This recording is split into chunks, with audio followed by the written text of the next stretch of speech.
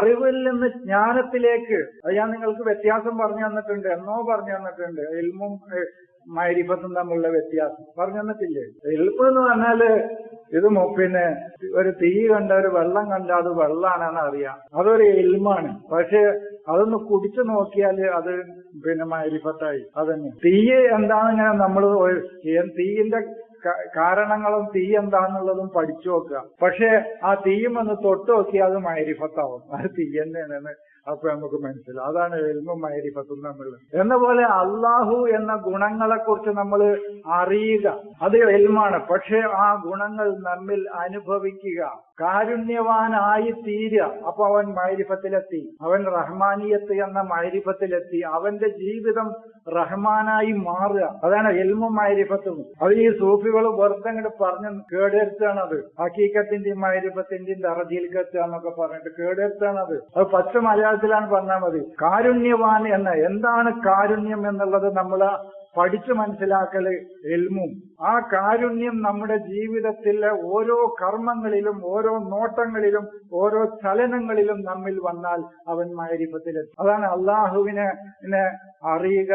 ഫഅലം അന്നഹു ലാ ഇലാഹ ഇല്ലല്ലാഹ് എന്ന അള്ളാഹുവിനെ കുറിച്ചുള്ള ഇൽമും അള്ളാഹുവിനെ കുറിച്ചുള്ള മഅരിഫത്തും തമ്മിലുള്ള മാറ്റം അതാണ് ഇൽമും മഅരിഫത്തും തമ്മിലുള്ള മാറ്റം. റഊഫാണ് എന്നുള്ള അള്ളാഹുവിന്റെ ഗുണത്തെ നമ്മൾ പഠിച്ചു മനസ്സിലാക്കല് ഇൽമും. ആ നമ്മൾ റഊഫായിട്ട് സമീആണ് അള്ളാഹു എന്നുള്ള ആ ഗുണത്തെ നമ്മൾ പഠിച്ചു മനസ്സിലാക്കല് ഇൽമും.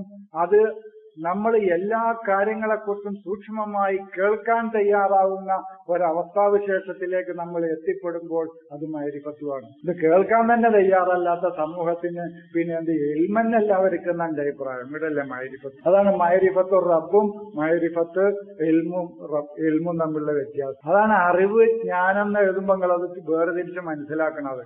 അറിവ് എന്ന് ഞാൻ ചിലപ്പോൾ എഴുതും, അറിവും ജ്ഞാനവും ഇൽമും മഅരിഫത്തും. വിശ്വസിക്കാനല്ല പറഞ്ഞിരിക്കണത്, വിശ്വാസം എന്താണ്, എവിടെ വിശ്വസിക്കാൻ കൂടാൻ പറഞ്ഞിരിക്കണത്. ഫഅലം അന്നഹു ലാ ഇലാഹ ഇല്ലല്ലാഹ് അറിയുക എന്നാ പറയണത്. അള്ളാഹു അല്ലാതെ ഇലാഹില്ല എന്ന് നിങ്ങൾ ഫഅലം അറിയണം. അറിവാണ് തുടക്കം. നിങ്ങൾ വിശ്വസിക്കൂ എന്നല്ല, ലാ ഇലാഹ ഇല്ലല്ലാഹ് എന്നുള്ളത് നിങ്ങൾ വിശ്വസിക്കൂ എന്നല്ല, അതിന് അറിയുകയാണ് വേണ്ടത്. വിശ്വാസം ഒന്നും ഖുർആനിലെ ഒരു വിഷയമല്ല. പിന്നെ വെറുതെ ഖുർആനെ വെറുതെ, അതാണ് ഞാൻ പറയുന്നത്, വിമർശിക്കാൻ എളുപ്പമാണ്, ബുക്ക് പോക്കാണെന്ന് പറയാൻ എളുപ്പം. അതിന് വല്ലാതെ ചെലവൊന്നുമില്ല, വല്ലാതെ അധ്വാനിക്കൊന്നും വേണ്ട, പണിയെടുക്കൊന്നും വേണ്ട.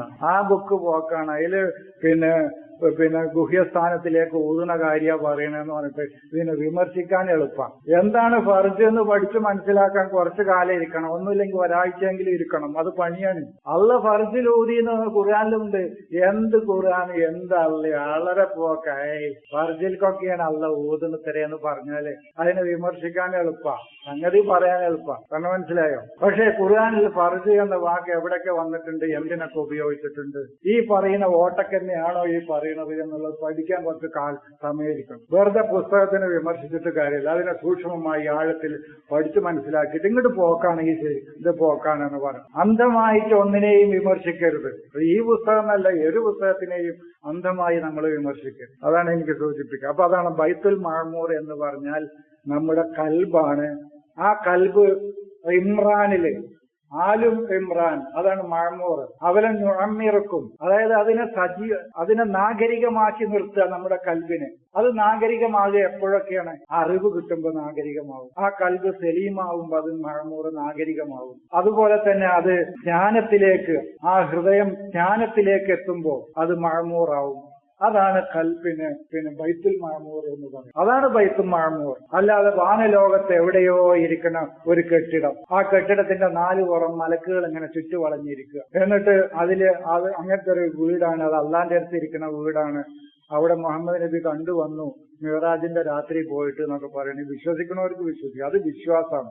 ഇത് മനുഷ്യൻ അനുഭവിച്ചറിയേണ്ട, അവന്റെ ഉള്ളിൽ തന്നെ അറിയേണ്ട സത്യങ്ങളാണ് ഈ പറയുന്നത്. അപ്പൊ അവൻ തലക്കൽ ഇൽമ്, ളുഹൂറുൽ വുജൂദ്, ഖൽബുൻ സലീം, അഹ്ലുൽ ഇർഫാന്, ഇതൊക്കെയാണ് ഒരാൾ ബൈത്തുൽ മഅമൂറിൽ എത്തി എന്ന് പറഞ്ഞാൽ അതിന്റെ അർത്ഥമാണ്. ളുഹൂറുൽ വുജൂദ്, ഈ പ്രപഞ്ച യാഥാർത്ഥ്യങ്ങൾ അവനിലേക്ക് ലാഹിറാകുക, വെളിപ്പെട്ട് കിട്ടുക. തലക്കൽ ഉലൂം, അവനിലേക്ക് അറിവുകൾ ഇങ്ങനെ വന്നുകൊണ്ടേയിരിക്കുക. അവൻ ഖൽബുൻ സലീമിലേക്ക് എത്തുക. അവന് ഇർഫാന്റെ ലോകത്തേക്ക്, അറിവിന്റെ ജ്ഞാനത്തിന്റെ ലോകത്തിലേക്ക് എത്തിപ്പെടുന്ന ആളുകളുടെ കൂട്ടത്തിൽ അവൻ പെടുക.